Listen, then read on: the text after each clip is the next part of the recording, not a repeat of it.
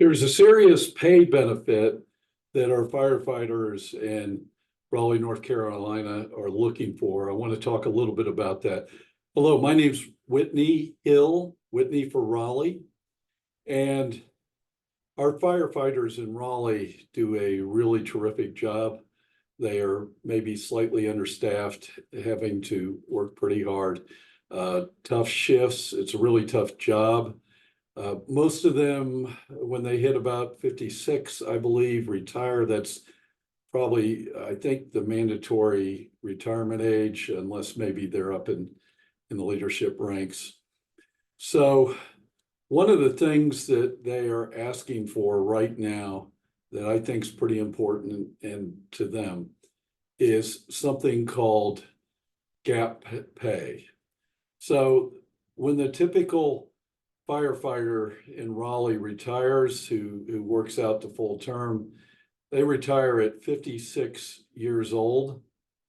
Social Security, I think, cuts in at 66 or 65, and there's a gap there.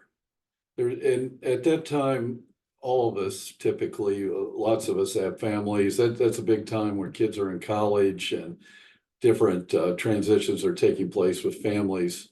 So they are essentially retiring with their pension at 56, but not really getting the money that they really need to operate a family until they get up to where they get their Social Security at age 65. So what they're asking is for a special benefit to be put in that would essentially meet the gap for them between when they retire and when they start getting Social Security at 65, 66 years old, or whatever that date is. And so this will be a special benefit for them. Now, if we look at the job they do, obviously it's very dangerous. They risk their lives on a regular basis. But also, too, firefighters tend to have a lot more health challenges than your average person. They're out there in environmentally bad environments on a regular basis. It's a pretty stressful job. They work long shifts, frequently getting woke up in the middle of the night, having to do things.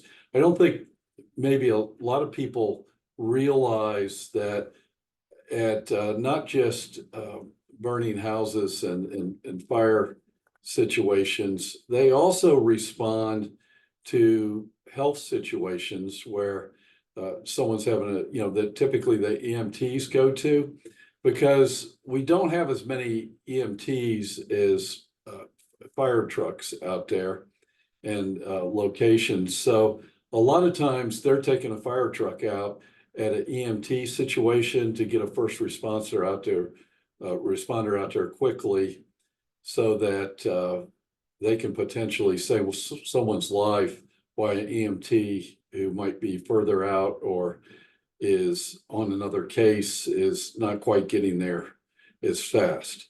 So these guys do a lot of calls. They're there 24 hours a day when they're on staff.